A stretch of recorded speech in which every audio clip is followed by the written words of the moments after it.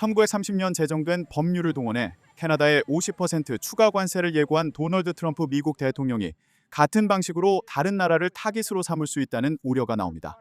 미 CNN 방송은 21일 캐나다에 대한 트럼프의 50% 관세는 나머지 국가에 대한 경고라는 제목의 분석 기사에서 이번 관세 조치가 미국의 다른 무역 파트너들에게 그쪽이 다음 차례가 될 수 있다는 메시지를 주고 있다고 지적했습니다. 이번 대캐나다 관세 예고에서 가장 눈에 띄는 점은 제정된 지 근 100년이 된 법을 근거로 삼은 대목입니다.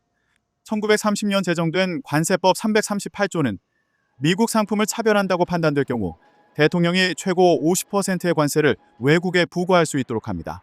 하지만 이 조항이 미 행정부의 관세 부과에 동원된 적은 없습니다. 지난 2월 국제 비상경제권 한법을 토대로 한 상호관세 부과가 연방 대법원에서 가로막힌 뒤 트럼프 행정부가 가능한 모든 수단을 동원하는 셈입니다. 트럼프 대통령이 캐나다에만 이 법을 적용해 관세를 부과할지는 미지수입니다.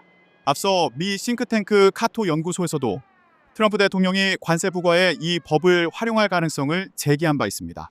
경제전망회사 캐피털 이코노믹스의 스티븐 브라운 수석 이코노미스트는 트럼프 행정부는 1930년 관세법이 향후 다른 나라의 관세를 부과하는 데 사용될 수 있을지 시험하고 있을 수도 있다고 지적했습니다. 미국의 대형 로펌 폴리 앤라드너의 그레그 휴시시언 변호사는 CNN의 다른 나라들은 이런 위협을 심각하게 받아들여야 할 것이라며 트럼프 대통령이 임기 중 외교 정책상의 목표 달성을 위해 관세 위협을 계속 사용할 것이라는 점을 확인시켜 준 것이라고 말했습니다. 캐나다에 대한 50% 관세가 미국, 멕시코, 캐나다 무역협정으로 무관세 혜택을 받던 품목에도 적용된다는 점도 눈길을 끕니다. 트럼프 행정부는 이달 초 USMCA의 현행 갱신을 거부하고 최장 10년간 매년 재검토하겠다는 방침을 밝힌 바 있습니다. 이번 관세를 두고서도 후속 협상에서 최대한 미국에 유리한 결과를 끌어내기 위한 조치라는 분석이 나옵니다. 결국 이번 조치로 USMCA 아래 면세 품목들이 대거 관세 대상이 된 셈입니다.